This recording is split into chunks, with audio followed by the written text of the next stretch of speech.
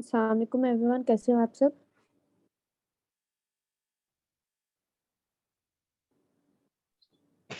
अल्हम्दुलिल्लाह मैम। आप लोगों ने कल का लेक्चर देखा है? आप लोगों को समझ आई है?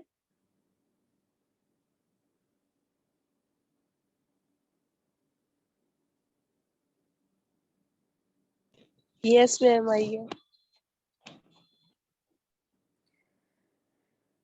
लेक्चर लेट इसलिए हुआ है, मेरे वाईफाई नहीं कनेक्ट हो रहा था। मैंने अभी 4G पे कनेक्ट करवाया है अपना लैपटॉप, स्क्रीन शेयर नहीं हो रही थी, इसलिए लेट हो गया लेक्चर।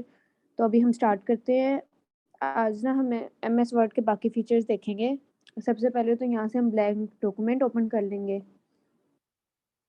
कल हमने इतना कवर किया था ये वाला, अब बाकी जो रह गया ना हम देखते हैं। सबसे पहले हमारे पास ये ऑप्शन आता है स्पेसिंग का। ये होता है डिक्रीज इंडेंट। ये होता है मतलब ना आपने अपना जो पैराग्राफ है, जब आप कोई भी पैराग्राफ लिखते हो, जब मार्जिन्स लगा लेते हो उसके अकॉर्डिंग आप मूव कर रहे होते हो। जैसे मतलब ये आप सिलेक्ट करोगे, इधर मैं कोई भी अपना अपना ही नाम लिख लेती हूँ। ये मैंने लिख लिया। अब ये है ना, मैंने ये ऑप्शन सिलेक्ट किया और मैं यहाँ से टैब का ऑप्शन सिलेक्ट करूंगी तो देखें वो ये टैब का ऑप्शन सेलेक्ट कर रही हूँ तो ये ना दूसरी साइड पे मूव करता जा रहा है जिस साइड पे एरो है। इसी तरह अगर मैं ये वाला ऑप्शन सेलेक्ट करके टैब का ऑप्शन दबाऊंगी तो ये दूसरी तरफ मूव होगा। ये आपने जब मूव करना हो ना तब आप ऐसे करते हो। अब इस तरफ मार्जिन होती है, एक हमारी लेफ्ट मार्जिन होती है। मैं लगा के दिखा देती हूँ आप लोगों को कैसे है। ये मैं आपको बाद में बता देती हूँ कि मार्जिन वगैरह कैसे लगानी है। तो ये देखें, ये इसे ऐसे ही आती है लेफ्ट साइड पे आपका नाम आ सकता है। और एक जो है ऐसे ये अगर आप दूसरा ऑप्शन सेलेक्ट करेंगे ना ये वाला, तो इसके थ्रू फिर ये राइट साइड पे चला जाएगा। टैब का ऑप्शन दबाते हैं इसको सिलेक्ट करके। ये वाला ऑप्शन क्लियर है? फिर से बता देती हूँ अगर नहीं क्लियर। ये आप कुछ भी लिख रहे हो, एक बार इस रिपीट ऑप्शन को कर दें। सिलेक्ट, रिपीट ही कर रही हूँ। ये होता है आपने ना राइट और लेफ्ट डायरेक्शन देखनी होती है। अब इसको सिलेक्ट करके ना मैं टैब का ऑप्शन अगर दबाऊंगी, मैंने टैब दबाया, ये आपके कीबोर्ड पे लिखा होता है टैब और उस पे दो एरो होते हैं। ये टैब दबाया तो देखें ये मेरा जो नेम है वो राइट साइड को मूव करने लग गया है। और इसका सिंबल भी जो है ना वो राइट साइड की तरफ है। देखें इसका डायरेक्शन है लेफ्ट टू राइट, तो ये राइट साइड को मूव करने लग गया है। इसी तरह जब मैं इससे राइट वाले को सिलेक्ट करूंगी तो ये राइट से लेफ्ट हो जाएगा। ये नेम हो गया मेरा। अब इसे मैंने सिलेक्ट किया ना राइट से, तो मेरा नेम राइट से लेफ्ट मूव हो रहा है। देखिए ये सिंपल, जब आपने जल्दी मूव करना हो ना कोई टेक्स्ट तो आप यूज कर सकते हैं। इसका इतना यूज नहीं होता वैसे तो।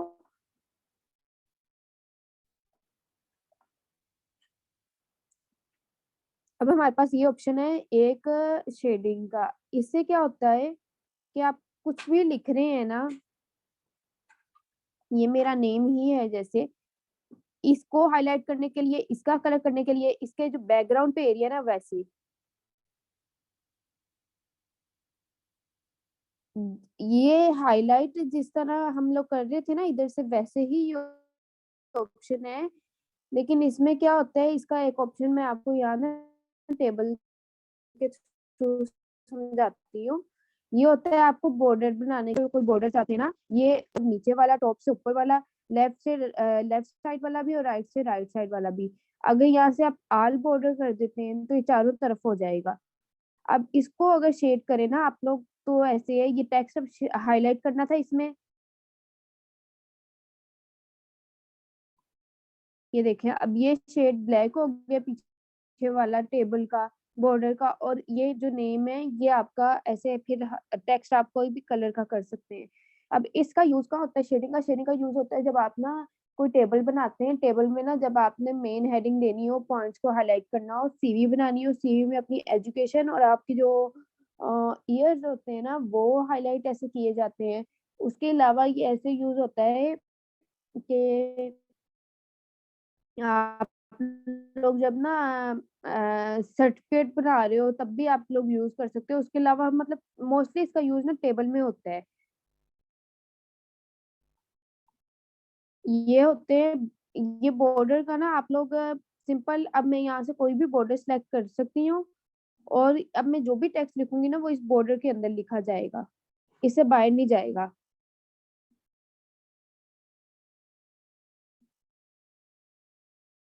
ये वाली चीज होती है बॉर्डर। बॉर्डर भी लाइन की तरह आप लोग सिलेक्ट कर सकते हैं अपनी मर्जी से कौन सा करना है कौन सा नहीं।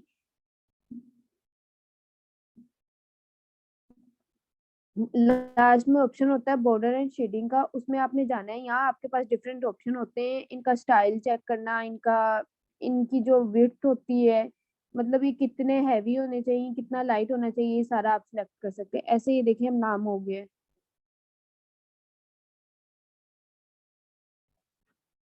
बॉर्डर के बाद हमारे पास ऑप्शन आता है,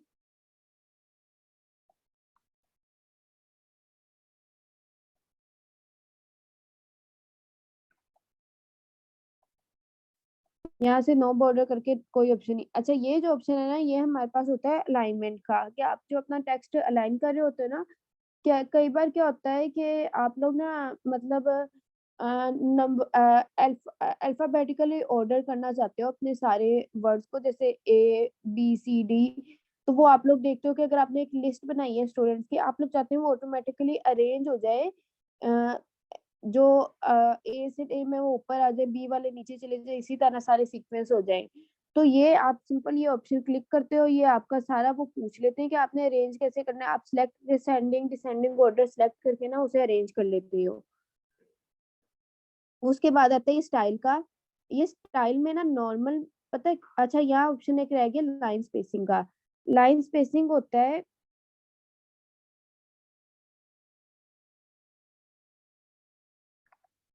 ये हमारे पास दो टेक्स्ट हैं, इनके दरमियान का आप स्पेस देख लें कितना है। अब लाइन स्पेसिंग से क्या होता है कि आपने देखना होता है कि आपके टेक्स्ट के दरमियान में कितना स्पेस रहेगा, उसे इंक्रीज करना है डिक्रीज करना है। सबसे मिनिमम जो है वो 1 पॉइंट होती है। अब देखें सबसे लार्ज जो है वो 3 हो गई है। इसमें आप देख लें, ये अब मैं जो भी लिखूंगी ना इतने स्पेस के बाद ही लिखी जाएगी। ये मैंने सिर्फ एंटर दबाया है, लेकिन अब जितना भी मैं डाटा लिखूंगी वो इतने स्पेस के बाद ही लिखा जाएगा। ये देखे फिर वो उतने स्पेस के बाद ही नीचे गई है। ये होती है आपने जब अपनी लाइन की स्पेस इंक्रीज करना हो, पैराग्राफ में जितनी भी लाइंस होती है ना उनका जब स्पेस इंक्रीज करना हो। अब हमारे पास ये इधर एक टेक्स्ट ये आ जाता है स्टाइल, जो हमारा इस होम पेज का लास्ट चीज है। स्टाइल में पता क्या होता है, आप नॉर्मल जब टेक्स्ट रखते हो ना, नॉर्मल में कैलिबरी बॉडी इसका वो टेक्स्ट का फॉन्ट का स्टाइल होता है, फॉन्ट का नेम, और साइज उसका 11 होता है। नॉर्मल कर देना आप तो बिल्कुल ही बारीक राइटिंग की जाती है, और कुछ और नहीं। फिर आती है नो स्पेसिंग। नो स्पेसिंग में पता क्या होता है कि आपका टेक्स्ट बहुत स्मॉल हो जाता है, और उसके अलावा जो आप लिखते भी हो ना, जैसे मैं इसके नीचे लिख रही हूँ कुछ, तो बिल्कुल ही वो बहुत कम लाइन वो स्पेस के बाद नीचे वाली लाइन लिखी जाएगी। इसी तरह ये देखें जितना भी मैं लिख रही हूँ इतना कम स्पेस लिखा जा रहा है, अगर मैं इसे जूम आउट करके देखूँ तो ये ऐसे दिखेंगे, इतने छोटे से। ये नो स्पेसिंग में होता है। नो स्पेसिंग में मोस्टली आप तभी यूज करते हैं जब आप हेडिंग दे रहे हो ना किसी चीज की, और आपका आपको समझ ना आए, ये मतलब हेडिंग के बाद ज्यादा स्पेस हो जाए टेक्स्ट में, या टेक्स्ट के बाद हेडिंग, और आपको मैनेज नहीं करना हो रहे हो, तब हेडिंग के बाद आप डायरेक्टली नो स्पेसिंग यूज करके ना अपने फंड को हेडिंग के अकॉर्डिंग एडजस्ट कर सकते हैं। ये आता है हमारा हेडिंग 1 का ऑप्शन। इसे आप हेडिंग 1 देते हो, इसका यहाँ से आप फंड चेंज कर सकते हो, ये नहीं कि ये फिक्स है। ये हेडिंग 2, इसी तरह टाइटल सब टाइटल। अच्छा अब देखें हेडिंग 1 और हेडिंग 2, यहाँ हेडिंग 3 भी आती है और हेडिंग 4 भी। इनका क्या फायदा होता है? इनका ये फायदा होता है कि जब आप लोग ना ये मतलब आप लोग एक टेक्स्ट लिख रहे हैं, आपने पूरा एक प्रोजेक्ट बनाया है, 40 पेज की असाइनमेंट है, आपने उसकी टेबल ऑफ कंटेंट बनाना है, उसके 7 पॉइंट्स हैं, 7 सेक्शंस हैं, और उन 7 सेक्शंस के आगे 14 सब पॉइंट्स हैं, ठीक है। तो आपने पता क्या करना है, उन 7 सेक्शंस में जो है ना मेन 7 सेक्शंस, उनको हेडिंग 1 टेक्स्ट कर देना है, जो मेन सब बाकी सब हेडिंग्स हैं उनको हेडिंग 2 या हेडिंग 3 जिस तरह वो हो। आप उससे क्या, आप यहाँ से जाओगे रिव्यू में, नहीं रिव्यू में नहीं, वो रेफरेंस में, यहाँ से आप टेबल ऑफ कंटेंट ऐड करोगे ना, तो आपका जो टेबल ऑफ कंटेंट है देखें यहाँ से हेडिंग 1 हेडिंग 2 और हेडिंग 3 का ऑप्शन है। अब ये वाली स्क्रीन इतनी ज़ूम इन नहीं हो सकती, आप लोग मतलब अगर अपने लैपटॉप में साथ देखें ना तो आप लोगों को पता चलेगा। यहाँ से अगर मैं टेबल 1 ऐड कर रही हूँ ना, तो ये देखें जो हेडिंग थी ना मेरी, वो ऑन ऐड हो गई है खुद ब खुद और उसका पेज भी साथ मेंशन हो गया है कि वो पेज नंबर 1 है। ये होता है ऑटोमेटिकली आपने जब अपना ऐड करना हो, ये देखें पेज नंबर 1 और इसका जो मैंने हेडिंग दी हुई थी वो नेम हो गया। इसके अलावा अगर मैं यहाँ कोई और वर्ड लिखती हूँ, हेडिंग 1 हो गई ना वो चीज़।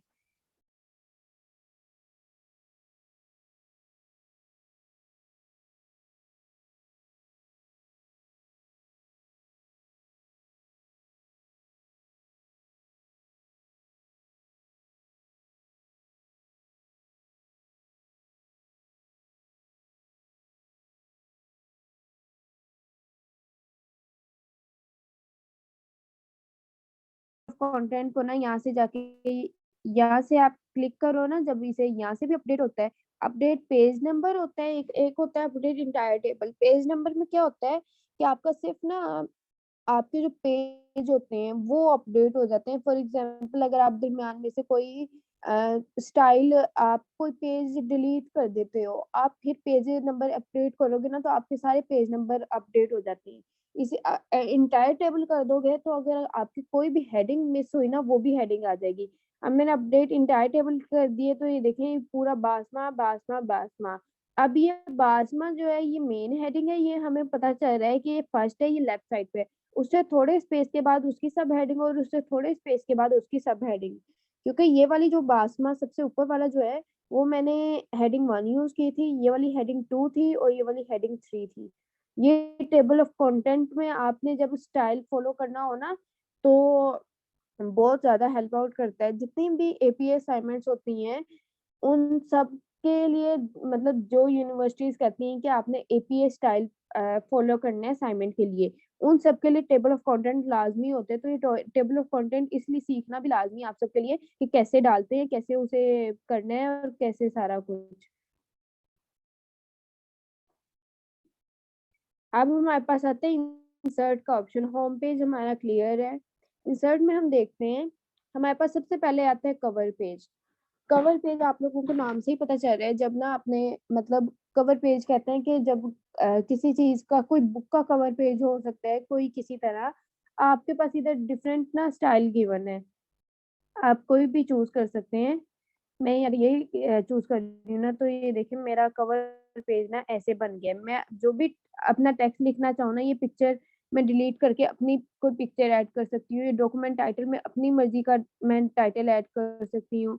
इसी तरह यहाँ जो इन्फॉर्मेशन मैंने ऐड करनी है, वो अपनी मर्ज़ी से ऐड कर सकती हूँ कि कौन-सी एज है, कौन-सी डेट है। कवर पेज में हमारे पास दूसरे ऑप्शन भी होते हैं, कोई भी आप सिलेक्ट कर सकते हो अपनी मर्ज़ी से। ये देखें, ये आपका अगर कोई है प्रोजेक्ट, आप मेन इधर हेडिंग दे सकते हो कि आपका प्रोजेक्ट है क्या? ये या किसी फाइल की। इसी तरह ये देखें, डिफरेंट स्टाइल्स हैं आप लोगों के अपने-अपने लैपटॉप के हिसाब से है और वर्ड के वर्ज़न के हिसाब से होते हैं कि आपके पास कौन से एक्सिस्टिंग कवर पेजेज़ हैं।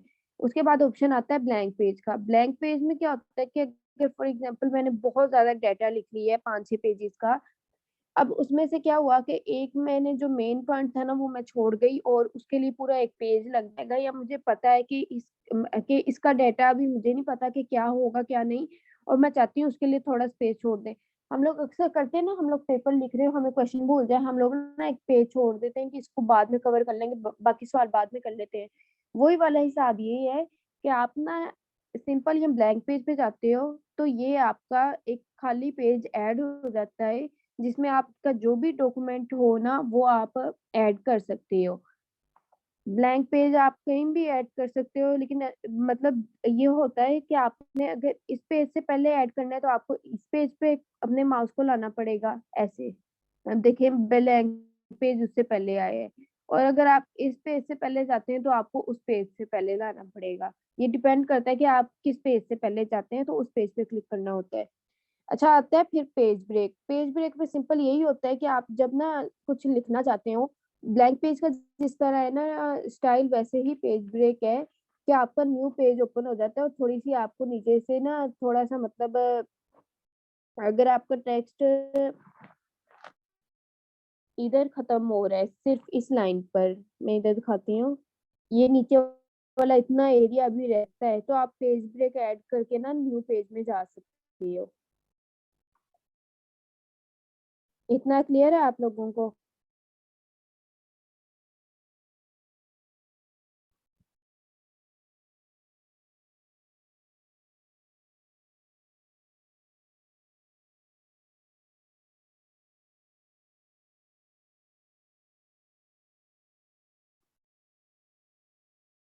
अच्छा चले हम ना आगे अब करते हैं। आगे हमारे पास आता है टेबल ऐड करने का ऑप्शन। टेबल ऐड करना ना बहुत सा है, इसमें आप ये जो होती है ना, ये वाली जो चीज है ये रो होती है कि आप कितनी रो चाहते हो, और ये जो होती है ऐसे नीचे को ये कॉलम होते हैं, मतलब ये जो लाइन है ना स्ट्रेट ऐसे ये रो होती है, और ये मैं इधर ऐड करके दिखाती हूँ आप लोगों को। ये वाला जो एरिया है ना, ये एक कॉलम है, ये दूसरा कॉलम है, और ये तीसरा कॉलम है, ठीक है। और ये जो है ये एक रो है, ये दूसरी रो है, और ये तीसरी रो है, ठीक है। ऐसे करके रो होती है। अब इसमें ना आपके पास ये भी ऑप्शन होता है, या तो मैंने ऊपर से सिलेक्ट कर लिया, अगर मैंने टेबल बनाना हो कोई 10 रो का, और ऐसे मतलब इससे ज्यादा, क्योंकि ये होते हैं सिर्फ 7 या आई थिंक 8, तो आप इंसर्ट टेबल या ड्रॉ टेबल से कर सकते हो। इंसर्ट टेबल में क्या होता है कि आपने नंबर ऑफ कॉलम्स और नंबर ऑफ रोज सेलेक्ट करने हैं। जैसे मैं यहाँ से नंबर ऑफ रोज मैंने 54 कर दी है, और नंबर ऑफ कॉलम मैंने 44 कर दिए, तो ये मेरा टेबल छोटा सा ऐसे बन गया है, ये देखिए। इतना छोटा तो आपको चाहिए नहीं होता एमएस वर्ड पर, लेकिन फिर भी आपको तरीका मैंने बताया कि कैसे आपने डालना होता है। फिर आपने कुछ भी डिलीट करना हो ना, तो बैक स्पेस क्लिक करके डिलीट इंटायर रो या डिलीट इंटायर कॉलम। तो अभी ये सिलेक्ट हुआ है, ये थर्ड, ये जो टेबल बनाया ना मैंने ज्यादा वाला, इसका थर्ड कॉलम सिलेक्ट हुआ हुआ है, तो थर्ड सॉरी रो।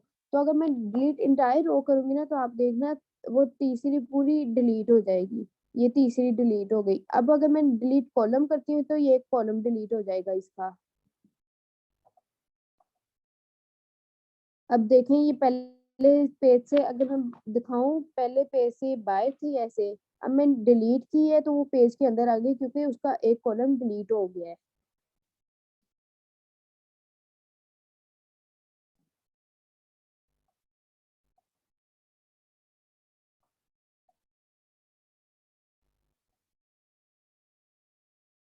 अब ना इसको हम फिनिश कर लेते हैं, हम बाकी देखते हैं। अच्छा, ये एक्सटेंडिंग का पॉइंट होता है जो आपके कॉर्नर पे आता है ना, एक बॉक्स सा, ये आपका एक्सटेंडिंग का पॉइंट होता है कि आप इसे बड़ा चाहते हो या छोटा चाहते हो, ये इसे इसकी लेंथ कितनी रखना चाहते हो, इसकी विड्थ कितनी रखना चाहते हो। अब यहाँ से हम टेबल देख लेते हैं। अब टेबल ना आपकी अ, जब आप एमएस वर्ड के थ्रू सीवी बनाते हैं ना, टेबल आपका बहुत जरूरी होता है कि आप उसे टेबल को